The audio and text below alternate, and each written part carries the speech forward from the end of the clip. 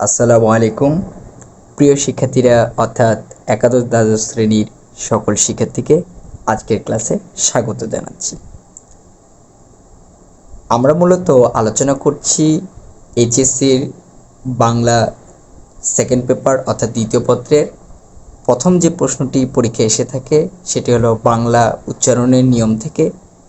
তো তারই ধারাবাহিকতায় আমরা আজকে অষ্টম অর্থাৎ ৮ নম্বর ক্লাসে পদার্পণ করেছি। ইতিপূর্বে আমরা 7টি ক্লাস নিয়েছি। আজ যারা প্রথম ক্লাসটি করছেন আমি তাদেরকে বিশেষভাবে অনুরোধ করব আমাদের ইউটিউব চ্যানেলের প্লেলিস্টে গিয়ে বিগত ক্লাসগুলো অবশ্যই করে নেবেন। বিগত 7টি ক্লাস আমাদের চ্যানেলে প্লেলিস্টে দেওয়া আছে। তো চলুন কথা না বাড়িয়ে আজকে আমরা ৮ নম্বর ক্লাসে আলোচনা শুরু করি।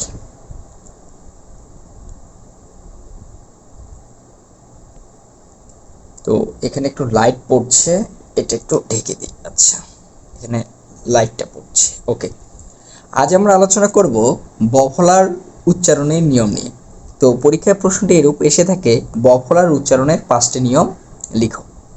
তো চলুন আমরা বফলাকে ডিসমিস করে ফেলি। ওকে, তো শুরুতেই যদি বলতে চাই তাহলে বফলার উচ্চারণে অর্থাৎ ফলা বিষয়ে একটু বলতে চাই। ফলা বাংলা বর্ণমালায় ফলা হলো 6টি। ব্যঞ্জন বর্ণের ফলা রয়েছে কয়টি? 6টি রয়েছে। এবং এই 6টি ফলা আপনাদের কি জানা আছে? যদি জানা থাকে একটু কমেন্ট বক্সে কমেন্ট করে জানাবেন, আর না জানা থাকলে আমি বলে দিচ্ছি, আপনারা শুনে নিন। আমাদের বাংলা বর্ণমালায় অর্থাৎ ব্যঞ্জন বর্ণের ফলা হলো 6টি। একটি নফলা, বফলা, মফলা, জফলা, রফলা এবং একটি লফলা। তো আমি জিনিসগুলো একবার লিখে দিই। হ্যাঁ, ক্যামেরাটা একটু ঠিক করে নিই। প্রিয় শিক্ষার্থীরা, শুরুতেই আপনাদের এই প্রশ্নটি এইভাবে আসলে যেটি অ্যান্সার করবেন, কিছু তথ্য অর্থাৎ বর্ণনা দেওয়ার চেষ্টা করবেন। আমি এখানে দিয়েছি বাংলা ভাষায় 6টি ব্যঞ্জন বর্ণ ফলা হিসেবে ব্যবহৃত হয়, যথা নফলা, বফলা, মফলা, জফলা, রফলা এবং নফলা। এগুলো এই 6টি ফলা হিসেবে ব্যবহৃত হয়ে থাকে। তো নিম্নে বফলার উচ্চারণের 5টি নিয়ম উদাহরণসহ উল্লেখ করা হলো। অর্থাৎ আমাদের পরীক্ষায় 5টি নিয়ম চেয়েছে, এজন্য আমরা 5টি নিয়ম অবশ্যই নিয়ম বলবো এবং তার পাশাপাশি আমাদের এক্সাম্পল অর্থাৎ উদাহরণও দিতে হবে। ওকে, তো প্রথম যে উদাহরণটি আমরা আলোচনা করছি, শব্দের শুরুতে ব্যঞ্জনবর্ণের সাথে যদি বফলা যুক্ত থাকে তাহলে সে বফলার কোনো উচ্চারণ হয় না, অর্থাৎ সেটি উচ্চারণ করতে কোনো প্রয়োজন নেই, মানে উচ্চারণ করা যাবে না। যেমন উদাহরণস্বরূপ আপনাদের বুঝাই, তাহলে বিষয়টা আরও ক্লিয়ার হবে, কারণ উদাহরণের মাধ্যমে সকল জিনিস অনেকটা ক্লিয়ার হয়ে যায় একদম। যেমন প্রথম একটি উদাহরণ দিচ্ছি, স্বদেশ। আচ্ছা, লিখেছি স্বদেশ। ওকে, তাহলে শব্দের শুরুতে যে বর্ণটি সেটি হলো স অর্থাৎ দন্তাস্ব। তাহলে এবং তার নিচে রয়েছে ব। এখন উচ্চারণের ক্ষেত্রে এটা স্বদেশ উচ্চারণ করা যাবে না, অর্থাৎ বয়ের কোনো উচ্চারণ হবে না। প্রিয় শিক্ষার্থীরা, বিষয়টি কি বোঝা যাচ্ছে? মানে এটা উচ্চারণ করবে এরূপে। আর উচ্চারণের ক্ষেত্রে আমি এর আগে বলেছি যে দন্তাস্বয়ের পরিবর্তে উচ্চারণের সময় তালিবা স বিষয়টা আসে, এরকম উচ্চারণটা এরকম হবে, স্বদেশ। অর্থাৎ বয়ের এখানে কোনো কাজ নেই, যদিও এখানে বফলা রয়েছিল, বর এখানে কোনো উচ্চারিত হবে না। এটি হলো সঠিক উচ্চারণ, স্বদেশ। অনুরূপভাবে যদি আমরা এটি বলি, যেমন আরেকটু উদাহরণ নেই, যেমন ধ্বনি। ওকে, তো এক্ষেত্রে কি হলো?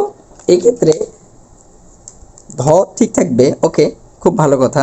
এবং আমরা তো আগেই শিখেছি প্রথমে অ ধ উচ্চারণটা ধো হয়ে যাবে আর কি, উচ্চারণ ধো নি।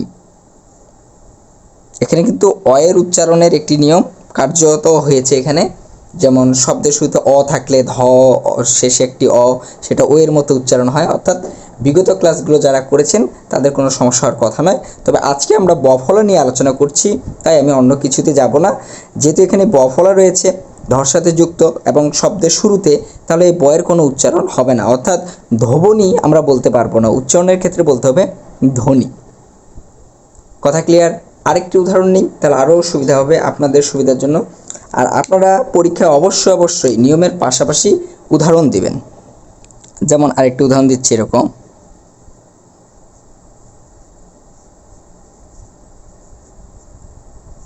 ওকে। তাহলে এখানে যে প্রথম যে ঘটনাটি লিখছে না কালি, ওকে আমি একটু দেখছি কালিটা,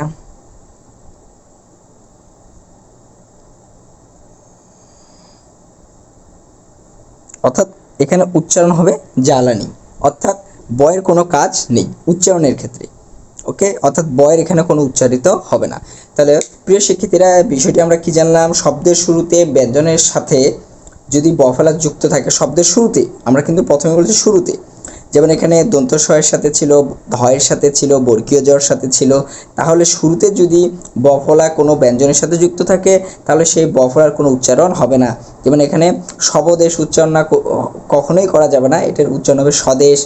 ধ্বনি বলতে পারবো না, অর্থাৎ বয়ের কোনো উচ্চারণই আসবে না, সেটা হবে ধ্বনি। তারপর এটা হলো জ্বালানি, অর্থাৎ বয়ের কোনো উচ্চারণ হবে না। আশা করি প্রথম নিয়মটা সকলে অবগত হয়ে গেছে। তো চলুন আমরা দ্বিতীয় নিয়মে চলে যাই।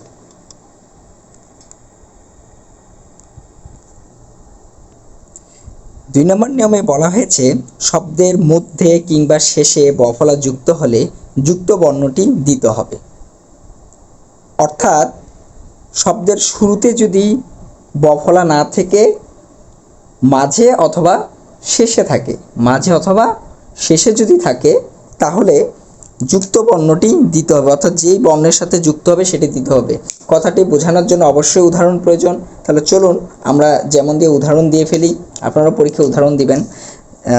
যেমন একটি উদাহরণ লিখতেছি প্রথমেই, এটি দেখুন তো কি লিখেছি। ওকে, তাহলে এর আগে আমরা জেনেছি শব্দের শুরুতে থাকলে বর কোনো উচ্চারণ হয় না। ওকে, তাহলে এখানে যদি বর উচ্চারণ না হয় তাহলে কি উচ্চারণ হওয়ার কথা ছিল? বিষ, কিন্তু এখানে শব্দের শুরুতে না, শব্দের শেষে রয়েছে। তাহলে শেষে থাকলে আমাদের নিয়ম বলতেছে যে ব ফলাটার কোনো উচ্চারণ যদিও না হয় কিন্তু যুক্ত বর্ণটি কি হবে? দিতে হবে, অর্থাৎ উচ্চারণটা হবে এরকম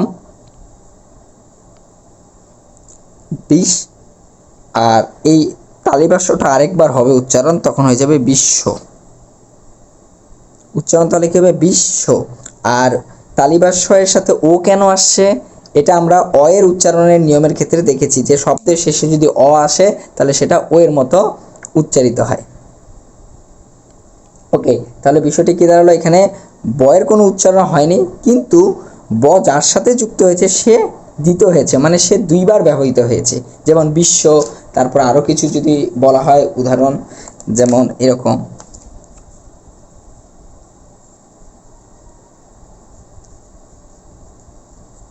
ওকে, এখানে কি লিখেছি দেখতেই পাচ্ছেন, আমরা লিখেছি, তাহলে এটা উচ্চারণ হবে বিশ্বাস, বিশ্বাস। ওকে, এই হলো ঘটনা। আর আমরা উচ্চারণের সময় তালিবাস্বরেই ব্যবহার করে থাকি বেশি। আরেকটি যদি উদাহরণ দেই, একটু নিচে নামিয়ে নেই, আরেকটু উদাহরণ নেই তাহলে আরো সহজ হবে। যেমন বিদ্যান, একটু ভালো করে লিখি বিদ্যান বানানটা, এটা শুধু ব। ওকে, তাহলে বিদ্যান দয়ের সাথে যেহেতু রয়েছে তাহলে বিষয়টি এরকম হবে বিদ, পরবর্তীতে আবার আসবে দান, অর্থাৎ যার সাথে যুক্ত হচ্ছে সেই বর্ণটি, যেহেতু দয়ের সাথে ব ফলার যুক্ত হয়েছে সেজন্য দটি কি হবে? দিতে হবে, অর্থাৎ দুইবার উচ্চারিত হবে। যেমন বিদ্যান, বিশ্বাস, বিশ্ব, অর্থাৎ যার সাথে যুক্ত হয়েছে সে দুইবার হয়ে গেছে। তাহলে বিষয়টি কি? দুই নাম্বার নিয়মটি যে শব্দের শেষে যদি বফলা থাকে অথবা মাঝে, তাহলে সেই যুক্ত বর্ণটি দিতে হবে। আর যদি শুরুতে থাকতো তাহলে বয়ের কোনো উচ্চারণই হতো না এবং শুধু সেই বর্ণটি উচ্চারিত হতো, সেটা দুইবারও উচ্চারণ করার কোনো প্রয়োজন নেই। তাহলে নিয়ম দুটি ভালো করে যদি আমরা লক্ষ্য করি, কি কি শব্দের শুরুতে যদি ব্যঞ্জনের সাথে বফলা যুক্ত থাকে তাহলে সেই বফলার কোনো উচ্চারণ হয় না, যেমন স্বদেশ, বয়ের কোনো উচ্চারণ নেই, ধ্বনি, জ্বালানি, অর্থাৎ শুরুতে থাকার কারণে এই অবস্থা। কিন্তু শুরুতে না থেকে যদি মধ্যে কিংবা শেষে থাকে তাহলে যেই বর্ণটির সাথে যুক্ত থাকবে সেই বর্ণটি দিতে হবে। দিত বলতে দুইবার উচ্চারণ হওয়ার কথা বলা হয়েছে, যেমন বিশ্ব, বিশ্বাস, বিজ্ঞান।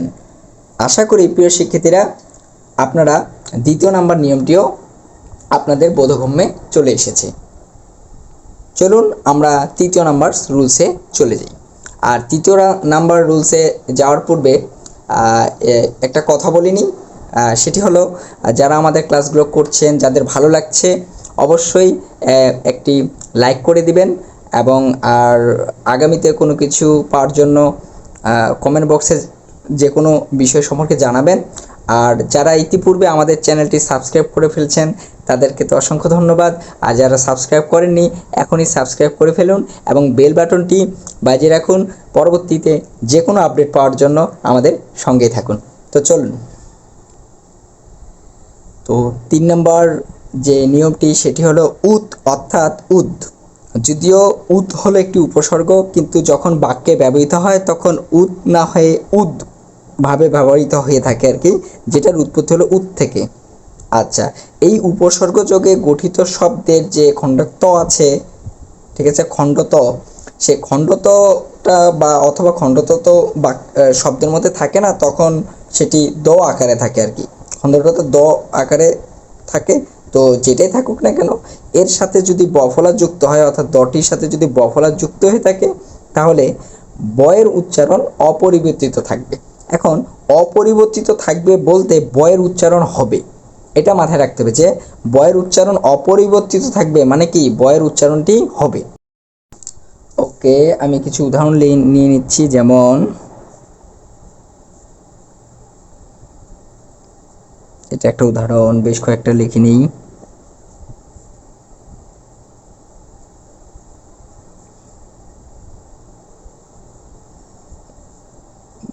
তো আর একটি যদি লিখি খুব ভালো করে,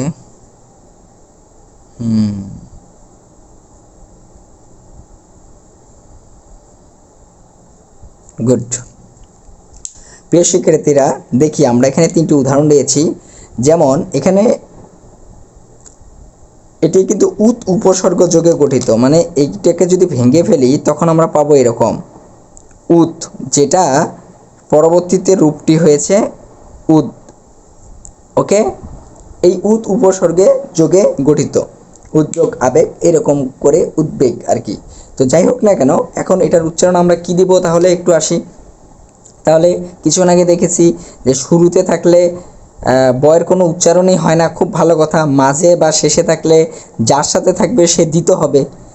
ওকে, তাহলে এখানে দটা দিতে হওয়ার কথা, কিন্তু আসলে এখানে দিতে হবে না, কারণ এটি উদ উপসর্গে গঠিত শব্দ, অর্থাৎ এখানে দিত না হয়ে বয়ের উচ্চারণ হবে, বয়ের নিজস্ব একটি উচ্চারণ থাকবে, অর্থাৎ উচ্চারণ হবে এরকম। আবার ডিস্টার্ব দিচ্ছে একটু। ওকে, অর্থাৎ উচ্চারণটা এরকম হবে, দটা আসবে এবং বড় উচ্চারণ হবে উদ্বেগ। এটা একটু হসন্ত দেওয়া হয়েছে, একটু অসুবিধা হচ্ছে না বুঝতে, একটু ভালো করে লিখি, উদ্বেগ। ওকে, আশা করি বোঝা যাচ্ছে। তো এটা হলো উদ্বেগ। একই রকম ভাবে এটারও উচ্চারণ হবে কি, দটা থাকবে, ঠিক আছে, তাহলে এটার উচ্চারণ হবে উদ্বাস্তু, মানে বর উচ্চারণটাও থাকবে, উদ্বাস্তু। এগুলো হসন্ত। হসন্ত কি, যেখানে উচ্চারণের সময় একটু ধাক্কা খাবে আর কি, যেমন উদ্বাস্তু এরকম আর কি, উদ্বাস্তু। তারপরে পরেরটা দেওয়া আছে, এটার উচ্চারণ হবে উদ্বোধন, তাহলে বটা তো থাকবে এবং ও আছে, হলো ও, উদ্বোধন। ধটারও একটা ও আসবে, ওটা হলো অয়ের নিয়ম থেকে, আমরা আগের নিয়ম থেকে। তাহলে এটার উচ্চারণ কি হলো? উদ্বোধন। অর্থাৎ বটা ভ্যানিশ হয়ে যাবে না, বর উচ্চারণ করতে হবে। ওকে। আর যদি উপসর্গ ব্যতীত এমনিতেই যদি মাঝের শব্দে বা পেছনের শব্দে ব ফলাটা যুক্ত থাকতো, তাহলে বয়ের উচ্চারণ না হয়ে যার সাথে যুক্ত আছে সে দিতে হতো, মানে সে দুইবার উচ্চারিত হতো। ইতিপূর্বে 2 নম্বর নিয়মে আমরা যেটি দেখেছি। কিন্তু এগুলো কি, এই প্রত্যেকটি শব্দই হলো উপসর্গে যোগে গঠিত। তাহলে উপসর্গ যোগে গঠিত হওয়ার কারণে বয়ের উচ্চারণ অপরিবর্তিত থাকবে, অর্থাৎ বয়ের উচ্চারণ হবে, যেমন উদ্বেগ, উদ্বাস্তু, উদ্বোধন, অর্থাৎ উচ্চারণগুলো করে ফেলতে পারতেছি আমরা। তাহলে প্রিয় শিক্ষার্থীরা, আশা করি 3 নম্বর রুলসটাও সকলের বোধগম্য হয়েছে। তাহলে চলুন আমরা পরবর্তী নিয়মে চলে যাই। প্রিয় শিক্ষার্থীরা, 4 নম্বর নিয়মে যেটি বলেছে, বাংলা শব্দে ক থেকে সন্ধির সূত্র যোগে যদি গ গঠিত হয় এবং সেই গয়ের সাথে যদি বফলা যুক্ত থাকে, তাহলেও বফলার উচ্চারণ অপরিবর্তিত থাকবে, অর্থাৎ বয়ের উচ্চারণ হবে। অপরিবর্তিত থাকা মানে কি? বয়ের উচ্চারণ অবশ্যই হতে হবে। যেরকম বিষয়টি দেখি এখানে রয়েছে নাকি, এই শব্দটা ক্ষেত্রে আগে ভেঙে একটু বুঝাইতে হবে। আসুন এই শব্দটাকে ভেঙে একটু বুঝি। এটা মূলত এরকম হয়েছিল, দিক যোগ সন্ধির সাথে এরকম ছিল। শব্দটি মূলত এইভাবে গঠিত হয়েছে, দিক যোগ বিজয়। কথাটা বুঝে গেছে? তখন এটা দিগ্বিজয়, ব্যাপারটা এরকম। অর্থাৎ ক থেকে এই কটাই এখানে কি হয়ে গেছে? গ হয়ে গেছে। এই যে দিক, এই দিকটা হয়ে গেছে এখানে দিক, গ। একই রকমভাবে এটিও দিক বিদিক, এটা ছিল দিক যোগ দিক, ব্যাপারগুলো এরকম। তাহলে একটু আসি, তাহলে এটা কি আমরা কি বুঝতে পারতেছি যে এই গগুলো অবশ্যই কি ক থেকে সন্ধিসূত্রে যোগে গঠিত। তাহলে যেহেতু সন্ধিসূত্র যোগে গঠিত হয়েছে এবং তার নিচে বফলা রয়েছে, তাহলে বফলার উচ্চারণ অপরিবর্তিত থাকবে, অর্থাৎ বফলার উচ্চারণ হবে। অর্থাৎ উচ্চারণগুলো হবে এরকম, দিক, ওকে, দিক বিজয়, অর্থাৎ বয়ের উচ্চারণ হচ্ছে। পরেরটা এটাও হবে দিক বিদিক, দিক বিদিক। প্রিয় শিক্ষার্থীরা, আশা করি বিষয়টি একদম বোঝা যাচ্ছে, তাই তো নাকি? যে কি আমাদেরও বিষয়টি এরকমই, যে যেহেতু এখানে দিতে হওয়ার কথা ছিল, শব্দের শুরুতে না হয়ে মাঝে বা শেষে হলে কি হয়? দিতে হয়। আমরা 2 নম্বর নিয়মে পড়েছি, কিন্তু এখানে দিতে হলো না কেন? কারণ এটি দিক সন্ধিযোগে গঠিত, অর্থাৎ ক থেকে গয়ের উৎপত্তি হয়েছে। এই জন্য এই গড় নিচে বফলা থাকা সত্ত্বেও বয়ের উচ্চারণ অপরিবর্তিত থাকবে, দিতে হবে না। অর্থাৎ উচ্চারণ করতে হবে এরকম, দিক বিদিক, দিক বিজয়, বিষয়গুলো এরকম। আশা করি 4 নম্বর রুলসটি সকলে বুঝে গেছেন। তো চলুন আমরা 5 নম্বর নিয়মটি সম্পর্কে জেনে নিই।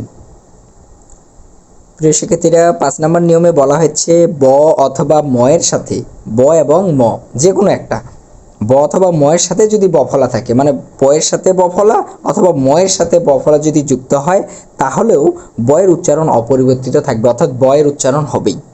ব্যাপারটি বোঝার জন্য অবশ্যই উদাহরণ দরকার। তাহলে উদাহরণের শুরুতেই নিচ্ছি, এরকম নিলাম একটি, আরও কিছু নেই, এটা নেই, সহজগুলো নেই, যেটা বুঝতে সহজ হবে। আচ্ছা নিচ্ছি, এটা একটা নিলাম। তাহলে প্রিয় শিক্ষার্থীরা, বিষয়গুলো দেখি। এখানে বয়ের সাথে ব যুক্ত হয়েছে, আমরা কিছুক্ষণ আগে পড়েছি মাঝে অথবা শেষে যুক্ত হলে 2 নম্বর নিয়মে যে থাকবে তার দিতে হবে। কিন্তু আসলে এখানে দ্বিতীয় পিতর কোনো ঘটনাই নেই, এটা অ্যাকচুয়ালি বয়ের উচ্চারণ করতে হবে। ব্যাপারটা এরকম যে বয়ের সাথে যেহেতু ব যুক্ত হয়েছে, তাহলে বয়ের উচ্চারণ অপরিবর্তিত থাকবে, অর্থাৎ বয়ের উচ্চারণ হবে। অর্থাৎ এটির উচ্চারণ এরকম হবে, আজকে লাল কালিটার মনে কালি শেষ হয়ে যাচ্ছে। আচ্ছা, এটার উচ্চারণ হবে তিব্বত। ব্যাপারটা এরকম, কি উচ্চারণ হবে? তিব্বত। এখানে একটু ধাক্কা খাচ্ছে, এই জন্য এটা হসন্ত দেওয়া হয়েছে উচ্চারণের ক্ষেত্রে, তিব্বত। ওকে, এগুলো হসন্ত, এগুলো অন্য কিছু না। আচ্ছা, এটা কি হবে? তাহলে 90, অর্থাৎ উচ্চারণ করতে হবে 90। এবং প্রথমে যেহেতু নর পরে একটা অ আছে, অ এর উচ্চারণ আমরা শিখেছি, শুরুতে ন থাকলে ওটা কি হয়ে যায়, অটা ওকার হয়ে যায়। অর্থাৎ বিষয়টি, আচ্ছা আমি ই কালি দিয়ে লিখে ফেলতেছি, ওকে, ওটার কালি মনে শেষ, তখন এটার উচ্চারণ হবে এরকম 90, 90। এখন অনেকের মনে প্রশ্ন জাগবে, স্যার ওকারগুলো কোত্থেকে আসলো? ওকারগুলো হলো অয়ের নিয়মে আমরা আলোচনা করেছি যে অয়ের উচ্চারণ ও এর মতো হয়ে যায়। আর আজকে আমরা আলোচনা করতেছি ব ফলার নিয়ম। তাহলে ব একটি আছে, পরের বটারও উচ্চারণ হবে, অর্থাৎ দুটিরই উচ্চারণ হবে 90। এরকম এখানে কী হবে, লম্বা, তাই তো? তাহলে এটার উচ্চারণ করতে হবে আমাদের এরকম কবে করে, ম হয়েছে, ম কিন্তু আর দিতে হবে না, ওই বয়ের উচ্চারণ করতে হবে, অর্থাৎ লম্বা। কথা কি ক্লিয়ার না ক্লিয়ার না? তাহলে বিষয়টা কি, ময়ের বয়ের সাথে মফলা অথবা ময়ের সাথে যখন বফলা যুক্ত হবে তখন বয়ের উচ্চারণ অপরিবর্তিত থাকবে, অর্থাৎ বয়ের উচ্চারণ স্বাধীনভাবে হতেই থাকবে। আশা করি প্রিয় শিক্ষার্থীরা 5 নম্বর নিয়মটা বুঝে গেছেন। আমাদের মোটামুটি নিয়ম সকল হয়ে গেল ও আজানও দিচ্ছে। তো লাস্ট আমি আপনাদের জন্য আরেকটি এক্সট্রা নিয়ম, অর্থাৎ 5টি তো আমাদের লিখতে হবে, আমি আরেকটি এক্সট্রা নিয়মও দিচ্ছি, যেটা আমাদের বিপদের বন্ধু হিসেবে, যেন ভুলে গেলেও যেন আরেকটা মনে থাকে। তো সর্বশেষ নিয়ম আলোচনা করব, 6 নম্বর নিয়ম। আজানের জন্য একটু বিরতি নিচ্ছি।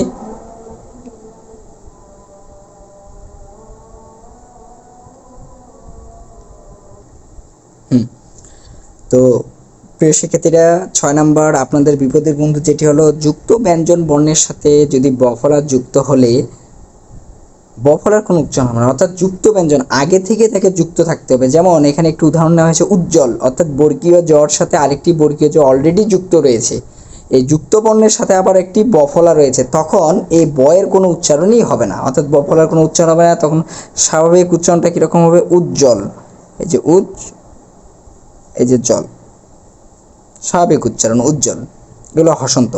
এরকম দ্বন্দ্ব, অর্থাৎ দন্ত নয়ের সাথে দ আগে থেকে আছে, একটু দেখি, দন্ত নর সাথে আগে থেকে একটি দ আছে আর নিচে ব আছে, তাহলে এই বফলার কোনো উচ্চারণ হবে না। আর শুরুতেও কিন্তু একটি বফলা রয়েছে, আর আমরা 1 নম্বর রুলসে আগেই পড়েছি যে শব্দের শুরুতে যদি বফলা থাকে তাহলেও তার কোনো উচ্চারণ হয় না।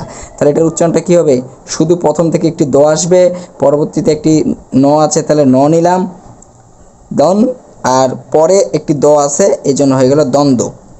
ওকে, বয়ের কিন্তু কোনো উচ্চারণ নেই। এখন এখানে ওকার কেন আসলো এটা বোঝার জন্য আমরা বিগততে যে অয়ের নিয়ম পড়েছি, সেই অয়ের নিয়মে শব্দের শেষে যদি অ থাকে যুক্ত বর্ণের ক্ষেত্রে, তাহলে সেটা ওর মতো উচ্চারিত হয়, তো সেই নিয়মে পেয়েছি। তাহলে প্রিয় শিক্ষার্থীরা, আশা করি এই বিষয়টি একদমই ক্লিয়ার। তো আজকের ক্লাসের উপর কোনো যদি পরবর্তীতে কোনো সমস্যা থাকলে আমাদের কমেন্ট বক্সে অবশ্যই লিখে জানাবেন। আজ আমরা বফলার উচ্চারণে 5টি নিয়ম আলোচনা করলাম, আর কথা বাড়াবো না। তো আমাদের ক্লাসটি ভালো লাগলে অবশ্যই আমাদের চ্যানেলটি সাবস্ক্রাইব করবেন এবং বেল বাটনটি বাজিয়ে রাখবেন, এবং পরবর্তীতে যে কোনো আপডেট যেন আপনি সবার আগে পেয়ে যান।